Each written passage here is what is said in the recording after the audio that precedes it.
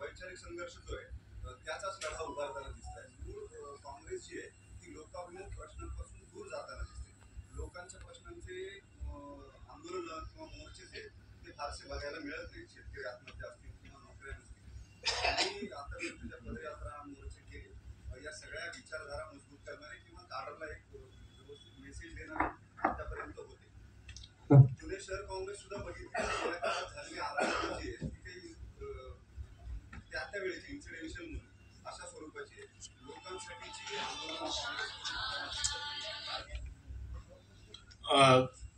आपण जे म्हणता त्या अनुषंगाने आमचं सर्व आंदोलन असली पाहिजे यासाठी आम्ही प्रयत्न भरपूर केलेले आहेत आणि त्याची एक मोठी यादी पण फेअर लिस्ट पण मी मांडू शकतो. मात्र जेव्हा प्रश्न येतो तेव्हा कुठेतरी अंतर्मुख होऊन त्याचं उत्तर देणं हे क्रमप्राप्त असतं. जनतेच्या प्रश्नावर महानगरपालिकेच्या भ्रष्टाचारासंदर्भात कुठे कमी जास्ती कोणत्या एखाद्या शहरात झाले असतील असेल, पण महाराष्ट्रव्यापी ही जनसामान्यांच्याच प्रश्नाच्या अनुषंगाने आम्ही पदयात्रा आणि एकंदरीत आंदोलनही झाली.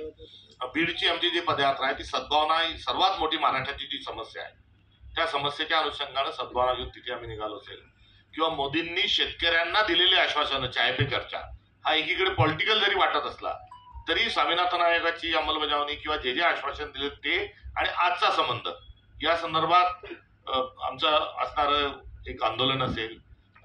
मतदार याद्यांमधला जो घोळ आहे त्या अनुषंगाने आम्ही जे करतो ते राजकीय वाटत असलं तरी तो लोकशाहीच्या मुळावरचा एक असणारा आंदोलनाचा आमचा गाभा आहे. शेतकऱ्यांचे अनेक प्रश्न घेऊन आम्ही पुढे चालतोय. पीक विम्याच्या संदर्भातही आम्ही प्रोटेस्ट आमचा हा नोंदवलाय. मराठी भाषा ही सक्तीची तिसरी भाषा, हिंदी भाषा तिसरी सक्तीची भाषा नसावी या संदर्भात आमची आंदोलनात्मक भूमिका ही झालेली आहे. आणि एवढंच नाही तर बेरोजगारांची एक विंग आम्ही काढली आहे आणि बेरोजगारांच्या प्रश्नाच्या अनुषंगाने एक स्वतंत्र विभाग काढून त्यावरही काम करताना आता रोजगार मेळावे देखील आम्ही भरवायला लागून मूळ प्रश्नाकडे लक्ष घेऊन जाण्याचा आमचा प्रयत्न त्या ठिकाणी आहे.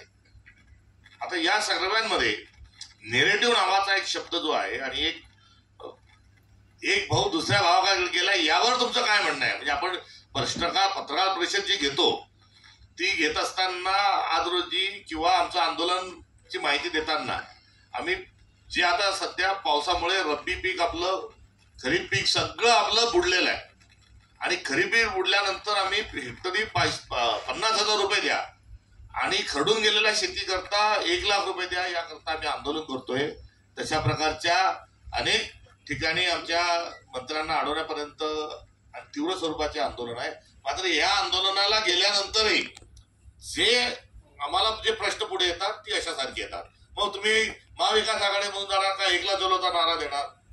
आमच्याकडून पण असणारी जी अडचण आहे ती पण मी अत्यंत स्वरूपात मांडतो. मात्र जे आमचं आम्ही केलं ते आपण सांगितलं आणि जे आम्ही करून देखील जे उमटलं नाही त्या संदर्भात आपण जे सांगितलं ते येणाऱ्या काळात या सर्व गोष्टींची विशेष कशी नोंद आणि दखल घेता येईल त्यासाठी आम्ही जरूर प्रयत्न करू.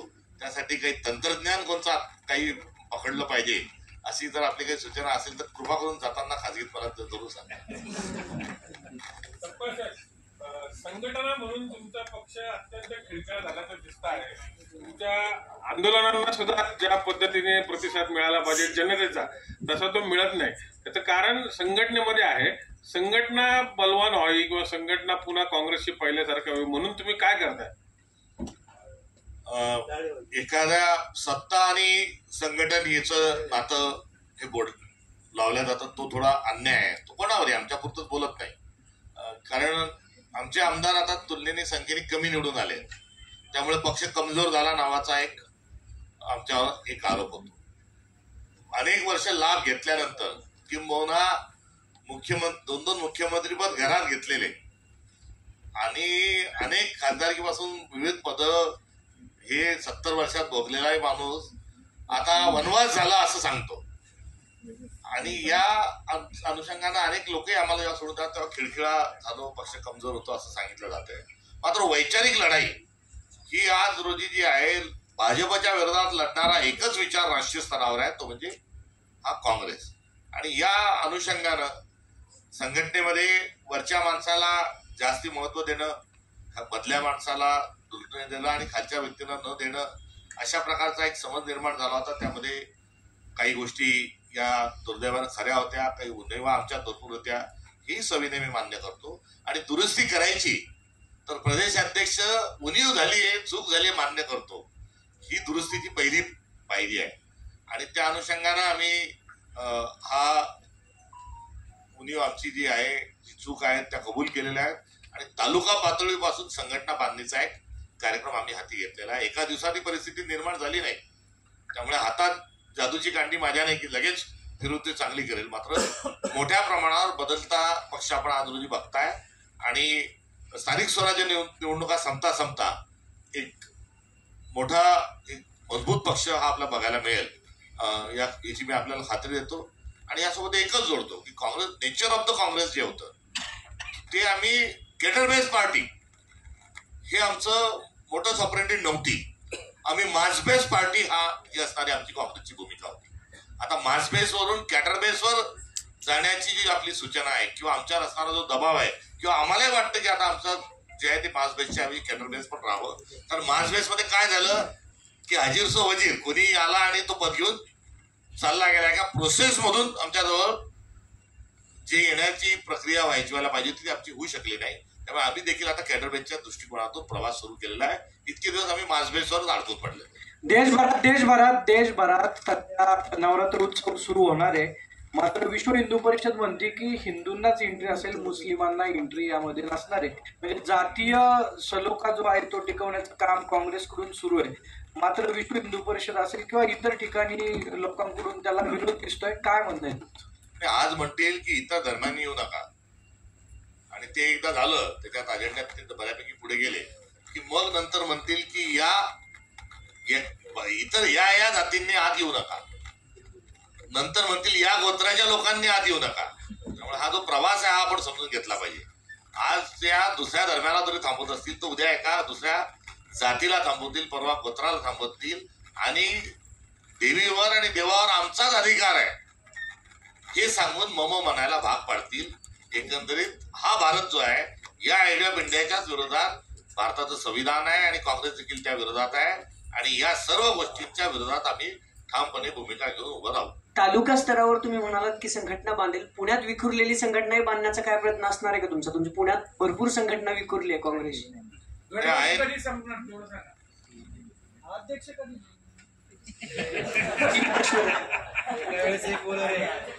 गटबाजी कधी संपणार एवढं सांगा. नाही, गटबाजी जी आहे ती मी अध्यक्ष झाल्यापासून माझ्याशी सगळे अत्यंत सलोख्याने राहतात. सगळ्यांच्याशी नाही सर, संघटनेत खाली कार्यक्रम, खाली संघटनेत आता प्रश्न विचारला उत्तरही कृपा करून ऐकावं ही माझी अपेक्षा राहिली सभा आहे. त्यामुळे असा कोणताही गट आणि तट नाही असं मी तुम्हाला स्टेटमेंट केल्यावर तुम्ही हसाल का टाळ्या वाजवाल? तर ते त्या दृष्टिकोनातून भारत जोडो ह्या यात्रा आम्ही काढलेली आहे. तर पक्षही जोडो ही आमचे जे नेते आहेत आदरणीय, या सर्व नेत्यांच्या पुढे असणारा तो प्रस्ताव आहे आणि सर्वांनी मताची जी भिन्नता जरी असली तर मनाची भिन्नता न राहता काम करण्याच्या अनुषंगानं सर्वांनी काँग्रेस पार्टी एक संघटनेने काम करण्याच्या अनुषंगानं सर्वांनी मला आश्वासित केलेलं आहे.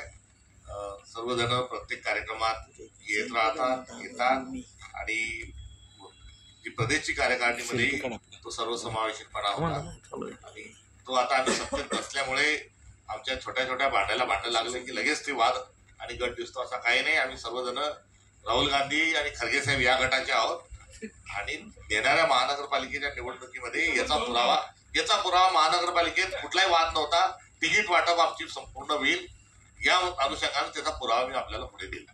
काँग्रेसच्या प्रदेशाध्यक्षपदासाठी अनेक नावं चर्चेली जात होती, त्यातच तुमचं नाव आल्यानंतर सगळ्यांनाच धक्का बसला. म्हणजे काँग्रेसच्या कार्यकर्त्यांनाही बसला, सगळ्यांनाच बसला. तुम्हाला हे अपेक्षित होतं का आणि तुम्ही अशी काय जादू केलीत की काँग्रेस नेतृत्वाला वाटलं की हर्षवर्धन सपकाळच योग्य नावे? माझा कोणत्याच जादूवर विश्वास नाही, कारण अंधश्रद्धा निर्मूलनाच्या विरोधातील जो कायदा तयार झाला तो कायदा ड्राफ्ट होताना एन डी पाटलांच्या अध्यक्षतेखाली आणि नरेंद्र दाभोळकरांच्या उपाध्यक्षतेखाली ती जी समिती होती त्यात ड्राफ्टिंग कमिटीत 6 पैकी मी एक सदस्य होतो. त्यामुळे अशी जादू असूच शकत नाही, हे लौकिक अर्थानं सांगतो. आता राजकीय जी जादू आहे ती मी तुम्हाला का सांगू? पुणे जिल्ह्यात आपण याच्या आधी बऱ्याचदा बोलतोय, आज जरा तरी विचारलं नाही त्यांचं. अनेक नावं होती, हे खरं आहे. आणि यामध्ये मला जेव्हा पक्षाने येऊन बोलून विचारलं की ही जबाबदारी तुम्हाला घ्यायची आहे, तर ती घेत असताना स्वाभाविक स्वरूपामध्ये मी सविनय सांगितलं की माझी बलस्थानं आणि मी माझ्या त्या ठिकाणी ज्या गोष्टी नाहीत हे सगळंच माहिती आहे. माझ्या लिमिटेशन, स्ट्रेंथ दोन्ही ज्या आहेत त्याची आपल्याला कल्पना आहे. आणि देत असाल तर मी पूर्ण प्रामाणिकपणे आपल्या आदेशानुसार घेईल. हा माझा त्या ठिकाणचा रिप्लाय होता. आणि तो असताना मला अजून कोण नावं आहेत तर मी त्याच्यात जी सक्षमतेने सगळी नावं आहेत ती सांगितली. आणि माझ्यापेक्षाही नावं अधिक चांगलं काम करतील हे देखील मी त्यावेळेस त्या माझ्या मुलाखतीच्या दरम्यान सांगितलं. त्यामुळे आणि मी राहता राहायला विषय, माझं नाव हे माझ्याजवळ मी सामान्य परिवारातून येतो. माझ्याजवळ कोणची उद्योगधंदे नाहीत, माझ्याजवळ कोणत्या शिक्षण संस्था नाहीत किंवा माझा कोणता व्यवसाय नाही. आणि अलीकडच्या काळात अध्यक्ष करायचा तर त्याच्याजवळ एवढ्या अशा गोष्टी असल्या पाहिजे. हा जो विचार आहे त्या विचार केला तर त्या चष्म्यातून बघितलं तर माझं नाव हे कुठेतरी चमत्कारिक आणि आश्चर्यचकित करणार वाटतं. मात्र राजकीय प्रवास, राजकीय संघर्ष किंवा मी गेल्या 15 वर्षापासून AICC पातळीवर काम करतो, जिल्हा परिषदेपासून आमदारपर्यंतची पदं हे कार्यरत राहण्याचा अनुभव मला आलाय. मी या अर्थानं जर आपण बघायला गेलो तर एक ज्या नावांपैकी एक माझं नाव त्यामध्ये हे आढळून येईल. त्यामुळे सर्वसामान्य परिवारातील माणसाने अध्यक्ष होऊ नये असा काहीतरी अलिखित नियम जेव्हा आपण करतो तेव्हा माझ्यासारख्याचं नाव आल्यावर ते आश्चर्य वाटतं. एरवी अनेक नेते जसे याकरता योग्य होते तसा मी पण त्यातला एक कार्यकर्ता हा त्या अनुषंगाने योग्य होतो असं मला वाटतं. आणि मी किती योग्य होतो, काय योग्य होतो आणि काय केलं याकरता मला थोडा वेळ द्या. ज्या दिवशी मी हे काही अमरपट्टा घेऊन आलेलो नाही, ज्या दिवशी मी हे पद जशा पद्धतीने स्वीकारलं, जसा मी खाली हात आलो होतो तसाच खाली हात ज्या दिवशी जाईल तेव्हा मला काय काय इथे चिटकलेलं राहील तोपर्यंतच्या थोडा काळ मला द्या. निश्चित स्वरूपामध्ये मी ही कारकीर्द यशस्वी केल्याची दाखवेल. हा देखील एक सविनय नम्रपणे हे देखील आपल्याला या ठिकाणी राज्यात स्थानिक स्वराज्य संस्था महाविकास आघाडी वगैरे पूर्ण महाराष्ट्र पातळीवर महाविकास आघाडी म्हणून कोणतीही युती आघाडी होणार नाही. महाराष्ट्र पातळीवर या संदर्भात आघाडी आणि युती करण्याचे अधिकार आम्ही स्थानिक आमच्या संघटनेला, स्थानिक जे युनिट आहे त्यांना या संदर्भातील आम्ही अधिकार दिलेले आहेत. कारण राज्यस्तरावर अशा पद्धतीने काही केल्यानंतर आणि विधानसभेच्या निवडणुकीच्या वेळेसच, लोकसभा आणि विधानसभेच्या निवडणुकीच्या वेळेसच थोड्या ज्या काही तडजोडी आहेत किंवा वाटाघाटी आहेत त्या वाटाघाटीमध्ये कुठेतरी उणिवा राहिल्या. आणि 288 मध्ये उणिवा राहिल्या, 48 मध्ये उणिवा राहिल्या. आता आम्ही सरसकट सगळं तिथेच करतो म्हटलं तर गोंधळ होऊन जाईल. त्या पातळीवर होणार नाही. आणि हा पूर्ण जो अधिकार आहे आम्ही स्थानिक युनिटला दिलाय. शेवटी आघाडी आणि युती करत असताना कोणता का पक्ष असे ना त्यात त्यांचं नुकसान होतं.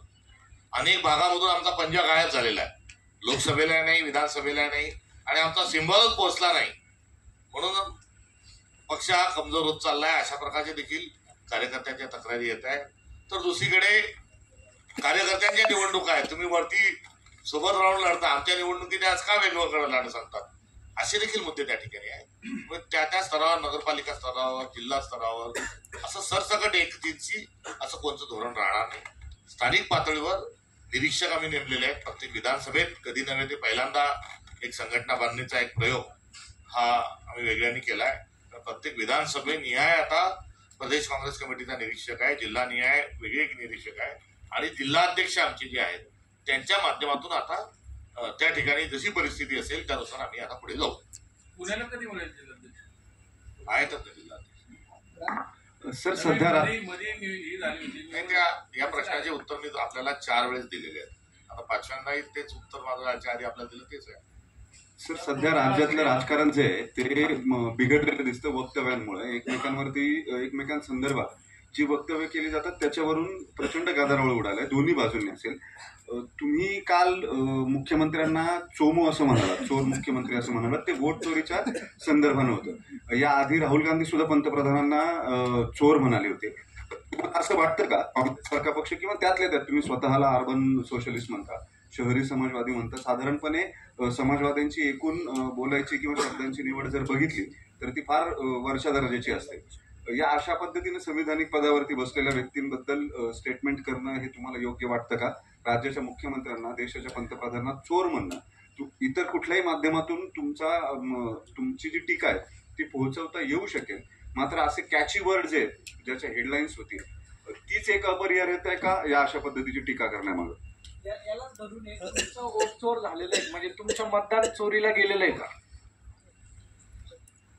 वोट चोरीच्या संदर्भामध्ये आता आरोप पातळीवर हा कुठलाही विषय राहिलेला नाही.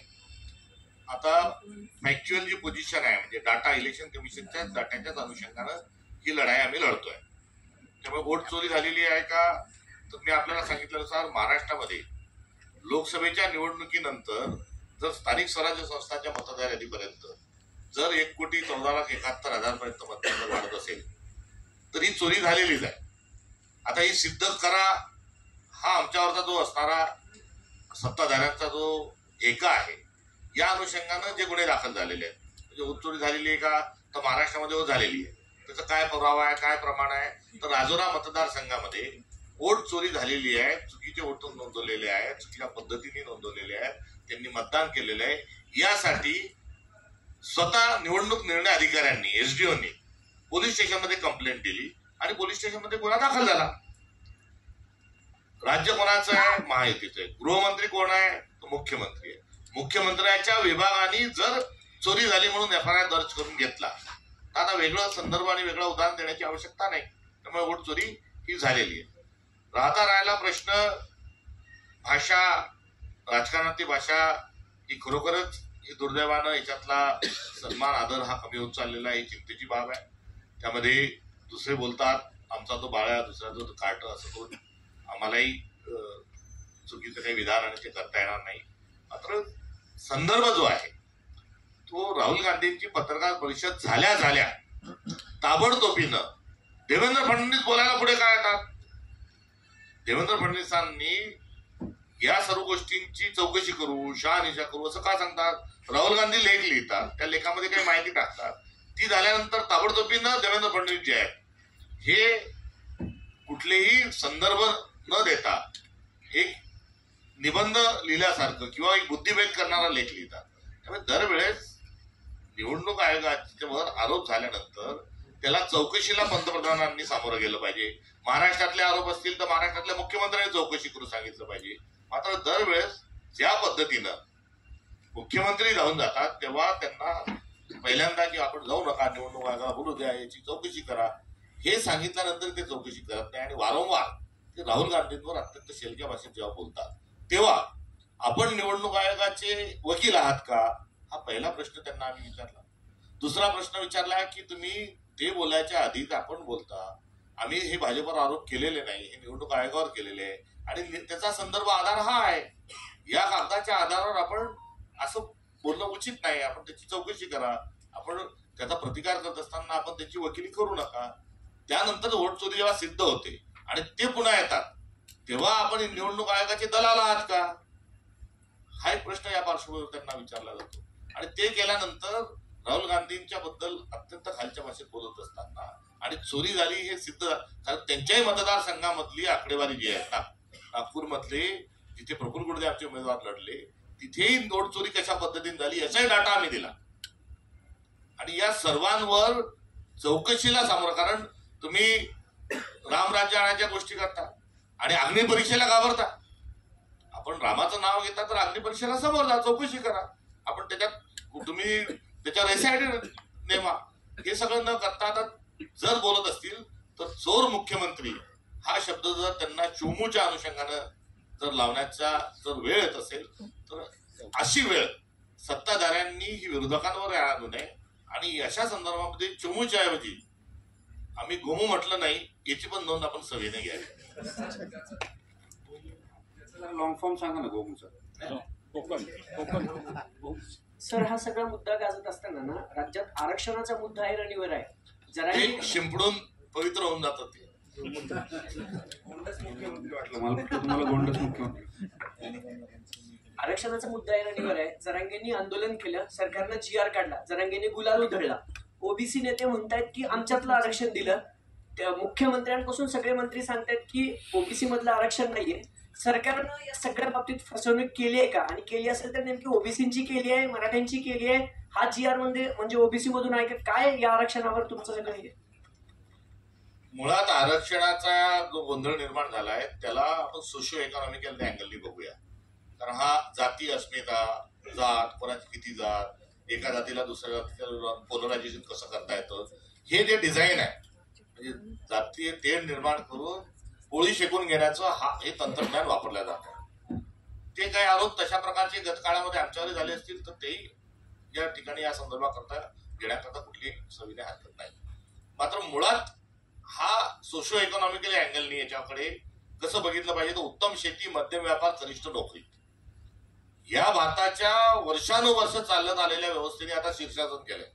आणि आता उत्तम नोकरी, मध्यम व्यापार आणि कनिष्ठ शेती ही झालेली. आणि शेतकऱ्याचे दुःख मोठ्या प्रमाणावर वाढलेले आहे. शेतमालाला भाव नसणे, शेतीचे विभागला जाणे, शेतकऱ्याच्या मुलाचं लग्न न होणे, शेतकऱ्यांच्या आत्महत्या होणे. आता या सगळ्यांच्या पार्श्वभूमीवर सर्वांना वाटतं आता आपल्याला नोकरी लागली पाहिजे. शेतकऱ्यालाही वाटतं की आपल्याला नोकरी मिळाली पाहिजे. म्हणून ज्या समाजावर लँड होल्डिंग जास्त आहे ते सगळे लँड होल्डिंग वाले जे लोक जे पहिले शेतीत होते, जे आता आरक्षण घेण्याची कोणती त्यांची इच्छा होत नव्हती, नोकरी घेण्याची कोणती इच्छा होत नव्हती, हा सर्व शेतकरी समाज जो आहे हा आता आरक्षण मागतोय. महाराष्ट्रामध्ये मराठा समाज असेल, गुजरातमध्ये पाटीदार समाज असेल, राजस्थानमध्ये जाट असेल, गुजरातमध्ये आपल्या हरियाणामध्ये जाट समाज असेल, कुर्मी असतील, यादव असतील, भूमिहार असतील, रेड्डी असतील, गौडा असतील, तर या सर्व ज्या मोठ्या लँड होल्डिंग कास्ट आहे त्या आरक्षणाकडे या दृष्टिकोनातून पाहत आहे. या मुद्द्याचं समाधान जे आहे हे समाधान शेतकऱ्यांना शेतीमध्ये कम्फर्टेबल आपल्याला कसं ठेवता येईल, तिथली इकॉनॉमिकल त्याची परिस्थिती कशी ठेवला जाईल हे त्यातलं सर्वात मोठं कारण आहे. पण आता आपल्याजवळ वेळच नाहीये. आम्ही पण लगेच कॅचीच्या मागे, कुठे ब्रेकिंगच्या मागे नादी लागून जातो. या प्रश्नावर पुढे चिंतन होण्याकरता व्यासपीठ नाही, तशा प्रकारची सौहार्दता, पॉलिटिकल मॅच्युरिटी ही आढळून येत नाही. त्या पॉलिटिकल मॅच्युरिटीमध्ये आम्ही राजकीय पक्ष एक आहोत या अनुषंगाने याचंही मला या ठिकाणी भान आहे. मात्र यावर चर्चेत जात नाही. राहिला मराठा आरक्षणाच्या विषयाच्या अनुषंगानं, तर देवेंद्र फडणवीसांनी स्वतः उपमुख्यमंत्री असताना त्यांच्या बंगल्यावर गतकाळामध्ये मराठा विरुद्ध ओबीसी नावाचं एक भांडण खूप चांगल्या पद्धतीने त्या ठिकाणी लावलं. मतचोरीच्या सोबत पोलरायझेशन जे आहे ते त्यांचं निवडून येण्याचं दुसरं कारण होतं. आणि छोट्या छोट्या जातींना, मायक्रो ओबीसींना त्यांनी ज्या पद्धतीने त्या ठिकाणी बोलवून जे नियोजन केलं त्याला एकीकडे सोशल इंजिनिअरिंग म्हणू शकतो आणि दुसरीकडे महाराष्ट्राचा जो तानाबाना विण जी आहे ते उसवणाराही विषय आपण म्हणू शकतो. हे मोठे कारस्थान केलं आणि मराठा विरुद्ध ओबीसी एक लढाई लावली. हिंदू मुस्लिम लढाई, वोट जिहाद सारखे शब्द वापरले. आता त्यात दम नाही असं त्यांना जेव्हा आढळून आलं तेव्हा ओबीसी विरुद्ध मराठा ही लढाई लावली. आणि या सगळ्या पार्श्वभूमीवर मागच्या वेळेस मराठा आंदोलन जेव्हा मुंबईच्या वेशीवर गेलं तेव्हा नवी मुंबईत पुन्हा काहीतरी मराठा आंदोलकांना सांगितलं. त्यांनी पहिल्या वेळेस गुलाल उधळला, वापस चालले गेले, आरक्षण भेटलं बोलत वापस चालले गेले. दुसऱ्यांदा जेव्हा आले तेव्हा दुसऱ्यांदाही गुलाल उधळला गेला, जिहाद निघायला सांगितलं, अजूनही कोणाला काही सर्टिफिकेट मिळालं नाही. मात्र यातला जो गोंधळ आहे, यातला जो घोळ आहे, तो घोळ हा आहे की यानंतर ओबीसी मध्ये आता भांडणं लागलेले आहेत.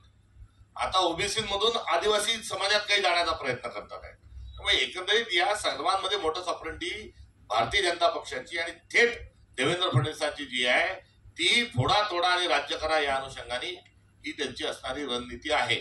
आता या रणनीतीवर आपण ओबीसी मिळालं पाहिजे का, बाहेर मिळालं पाहिजे का, हा जो अत्यंत क्लिष्ट झालेला जो प्रश्न आहे, या क्लिष्ट प्रश्नाचं अत्यंत क्लस्टर क्लिअर उत्तर जे आहे हे काँग्रेस पक्षानं हे दिलेलं आहे की जातीनिहाय जनगणना ही एकदा लवकरात लवकर करा आणि जातीनिहाय जनगणनेच्या अनुषंगानं सगळ्या आरक्षणाचा मूलभूत प्रश्न हा मिटवा. मग हा प्रश्न कुठे संपलेला आहे का अशा पद्धतीने? तो हो.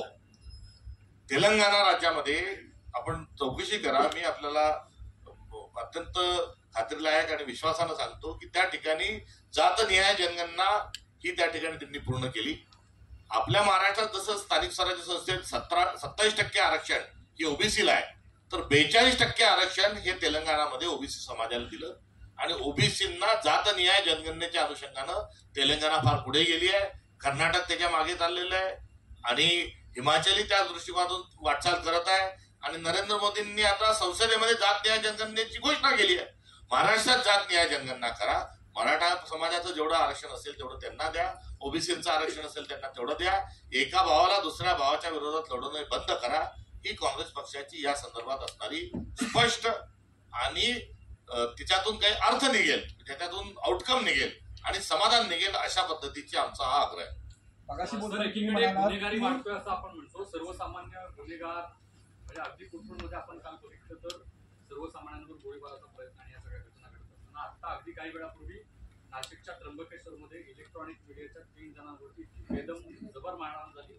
बेशुद्ध पडलं, अत्यंत वाईट पद्धतीनं मारलं, ऍडमिट केलं. काय ना राज्यात कसं सुरू आहे? पुण्याला स्वारगेट मध्ये महिलेवर बलात्कार होत असताना या राज्याचे गृहराज्यमंत्री काय म्हणतात ते आपण सर्वांनी ऐकले. ते पुन्हा सांगण्याची गरज नाही. 39 ती ओरडली त्याला.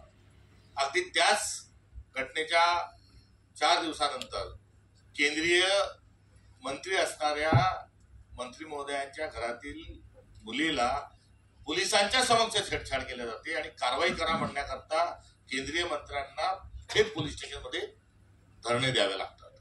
इथपासून तर आपण सांगितले तिथपर्यंतच्या ज्या घटना आहेत व्हाया बीड, या सर्व काय आहेत की सदरक्षणार्थ आणि खलनिग्रहणार्थ हा जो पोलिसांचा अभिप्रेत असणारी जी काही मोटर सप्रेटी आहे त्याऐवजी आता खलत्वाला संरक्षण हे कुठेतरी दिल्या जात आहे. पोलीस विभागाचा वापर कुठेतरी राजकीय अनुषंगाने करण्यात येत आहे. लॉ अँड ऑर्डरची परिस्थिती अत्यंत बिघडलेली आहे आणि आता आम्ही राजीनाम्याची मागणी केली. आता पुन्हा एकदा काही त्याची मागणी करून काही त्याला तो ठेवण्यात लायक काही उपाय म्हणून नाही. आम्ही जेव्हा बोलतो तेव्हा काहीतरी गांभीर्यानं बोलतो आणि तो बोलत असताना त्याला प्रतिसाद जो आहे हा काहीतरी लॉ अँड ऑर्डर चांगली करण्याच्या अनुषंगाने कुठे ठाणेदाराची बदली केली, कोणाला सस्पेंड केलं, कुठे एसपीची बदली केली, आरोपींना ताबडतोब अटक केली. या गोष्टी त्यातून होणं अपेक्षित असतं. मात्र असं कुठेही होत नाही. गुन्हेगारी वाले जे लोक त्यांना पक्षात प्रवेश दिला जातात. वर्ली किंग, मटका किंग, कोयता गँग, अजून काय काय काय काय शब्द जे आहेत हे आधी याच्या आधी कधी नव्हतं. खोक्या, आका, कोयता गँग, रेती गँग, आता थेट गृहमंत्रीच IPS अधिकाऱ्याची फोनवर कसं बोलतात याच्यात काय इज्जत जायची ती आपली महाराष्ट्राची गेलेलीच आहे. हे असं जेव्हा सत्ताधाऱ्यांकडून जेव्हा चालतं तेव्हा आता यावर ना महाराष्ट्र बुडवायचा आहे का हा एकच प्रश्न त्यातून निर्माण होतो. आणि यात निदान किमान काय करा, कमाल तर राजीनामा द्या मुख्यमंत्र्यांना मी म्हणतोय, पण किमान महाराष्ट्राला पूर्ण वेळ गृहमंत्री तर द्या. महाराष्ट्राला पूर्ण वेळ गृहमंत्री नाही, मुख्यमंत्रीच गृहमंत्री आहेत. मुख्यमंत्रीच ज्या जिल्ह्यामध्ये बेछूट हे उत्खनन सुरू आहे त्या गडचिरोली जिल्ह्याचे पालकमंत्री तेच आहेत. उठसूट गडचिरोलीला जाऊन मुक्कामी बसतात. ज्या गडचिरोलीतून आयर्न ऑर मोठ्या प्रमाणावर काढल्या जात आहे, ज्या गडचिरोलीचा आयर्न ऑर काढून हे विदेशात चीनमध्ये पाठवलं जावं म्हणून शक्ती महापेठ नावाचा एक 88,000 कोटीचा अव्यवहार रस्ता करण्याचाही घाट घातला जातात आहे. अहो तुमच्याजवळ वेळ नाही. तुम्हाला जर उत्खनन करायचं आहे, तो गडचिरोली जिल्हा बर्बाद करायचा आहे, तुम्हाला पंतप्रधान पदाची अलीकडच्या काळात देवेंद्र फडणवीसांना स्वप्न पडायला लागली आहे. त्यासाठी हिंदी भाषेचा आग्रह जो आहे तोही आता आपल्यावर लादण्याचं काम चालू आहे. मराठी भाषेच्या पाठीत खंजीर खुपसून हे सगळं करताना महाराष्ट्रात लॉ अँड ऑर्डर ठेवण्याकरता पूर्ण गृहमंत्री तरी द्या, ही आमची कमान मागणी आहे. आणि या सर्व ज्या आहेत यामध्ये राजकारणाच्या पलीकडे जाऊन तथ्य आहे, सत्य आहे. आणि या अनुषंगाने आता सरकार काही करायला तयार नाही, ही काही हतबलता नाही. आणि यातून जे निघणार आहे ते अत्यंत वाईट निघणार आहे.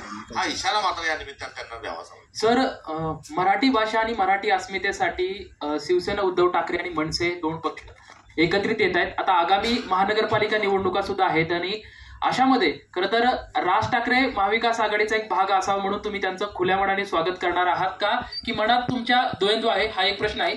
दुसरं, आताच तुम्ही सांगितलं की भाजपा खरं तर दांडियासाठी बाकीच्या जातीतल्या धर्मातल्या लोकांना विरोध करताय, मात्र तुमचाच महाविकास आघाडीतला एक महत्वपूर्ण घटक असलेला शिवसेना उद्धव ठाकरे गटाकडून सुद्धा मुंबईमध्ये मराठी माणसांसाठी दांडियाचं आयोजन केलं आहे. आपल्या पूर्ण स्टेटमेंटमध्ये मी प्रश्न शोधत होतो. त्यातला मला समजलेला जो आहे की आणि आपण एक स्टेटमेंट केलं की याच्यात दोन पक्ष एकत्र मराठी भाषेवर आले. तर मी आपल्याला सविनय सांगू इच्छितो की 16 एप्रिलला तिसऱ्या भाषा सक्तीचा हा निर्णय, शासन निर्णय आला. याला 17 तारखेला विरोध सर्वप्रथम काँग्रेसने केला आणि मराठी भाषा ही तिसरी असू नये या अनुषंगानं काँग्रेसनं आंदोलन देखील केलं आणि हा मुद्दा सातत्याने आम्ही लावून धरला. 5 तारखेनंतर बुद्धिभेद करणारा शासन निर्णय हा आणला, त्याही विरोधात आम्ही होतो. 5 तारखेच्या कार्यक्रमाला तुम्ही जाणार का, 5 तारखेच्या मोर्चाला तुम्ही जाणार का, तेव्हाही आम्ही सांगितलं की मोर्चाच निघणार नाहीये. त्याच्या आधीच हा शासन निर्णय रद्द केल्याचा देखावा केला जाईल, त्यामुळे जाण्याचा प्रश्नच नाही.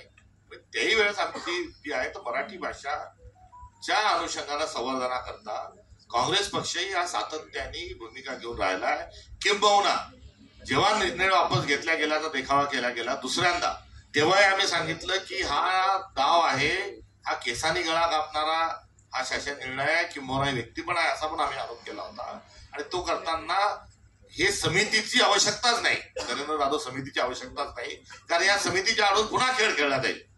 त्याच्या संदर्भातलं आम्ही जे काही बोललोय ते रेकॉर्डवर आहे आणि ते स्पष्ट स्वरूपामध्ये कुठले इव्हेंट किंवा कोणाला जोडण्याकरता फेब्रिकल म्हणून आम्ही त्याचा वापर केला नाही. तिसरी भाषेची आवश्यकता नाही आणि अनुसूची 8 मध्ये ज्या 22 भाषा आहेत त्या 22 भाषांना या देशामध्ये गुण्यागोविंदाने राहायला पाहिजे. मराठी ही केवळ भाषा नाही तर मराठी आमची संस्कृती आहे आणि महाराष्ट्र आमचा धर्म आहे. हा संपवता कामा नये की भारतीय राष्ट्रीय काँग्रेसच्या प्रांताध्यक्ष असताना माझीच नाही तरी आमच्या पक्षाची देखील असणारी भूमिका आहे. नंबर 1. नंबर 2, नवीन बुडू घ्यायचा का नाही घ्यायचा तर पहिले निवडणुका लागू द्या. महाविकास आघाडी जी आहे त्या महाविकास आघाडी ही विशिष्ट राजकीय परिस्थितीमध्ये 2019ला ही निर्माण झालेली होती. पुढे लोकसभेच्या वेळेस इंडिया अलायन्स म्हणून आम्ही गेलो. इंडिया अलायन्सच्या पार्टनरच्या अनुषंगानं आम्ही पुढे पोस्ट इलेक्शन, प्री इलेक्शन, काय इलेक्शन घेण्याच्या अनुषंगाने विचार करत आहोत. त्यामुळे त्यांना आम्ही घेणार का नाही घेणार का, आम्ही आमच्या अधिकार स्थानिक पातळीवर दिलेले आहेत आणि स्थानिक पातळीवर अशा प्रकारचा कोणताही प्रस्ताव हा आम्हाला आलेला नाही आणि आम्ही आमच्या पक्षाची ताकद वाढवण्याच्या अनुषंगाने या निवडणुकीकडे बघत आहोत. ताकद वाढवण्याचं म्हणताय राज्यभरामध्ये. पुण्यामध्ये जर बघितलं तर पुण्यामध्ये काँग्रेसची मोठी पडझड झालेली आहे. तर मुख्य 2 नेते जे म्हणजे वर्षोवर्षी त्यांची परंपरा होती काँग्रेसची, संग्राम खोपटे असू देत किंवा संजय जगताप, मोठे नेते तुमचे भाजपमध्ये गेले. ही सगळी पोकळी तुम्ही कशी भरून काढणार आहात, कारण आता सगळ्याच निवडणुका ही ज्या परिवाराकडे स्वातंत्र्य प्राप्तीनंतर सातत्याने एकाच घराकडे आमची जी मक्तेदारी म्हणून शब्द वापरला तरी चुकीचं होणार नाही जी राहिली आहे, त्यांनी या पडद्याच्या काळामध्ये हे आम्हाला सोडून गेले. ते सोडून गेल्यानंतर त्यांना काय मिळालं हा काही प्रतिप्रश्न विचारणं काही औचित्याचं ठरणार नाही किंवा तो उपरोधकाची काही आवश्यकता नाही. दुसऱ्या बाजूला ही आम्हाला संधी पण निर्माण झालेली पोकळी जी म्हणताय ती दुसऱ्या बाजूला संधी देखील आहे.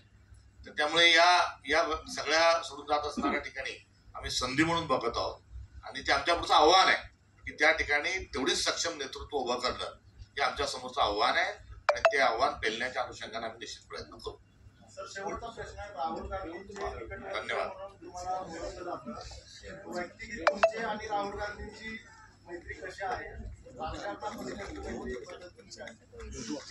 राहुल गांधीच्या बद्दल आज सर्वच जे बोलतात आहेत ते राहुल गांधींच्या संदर्भामध्ये 2009 पासून बोलणारा मी एक कार्यकर्ता आहे.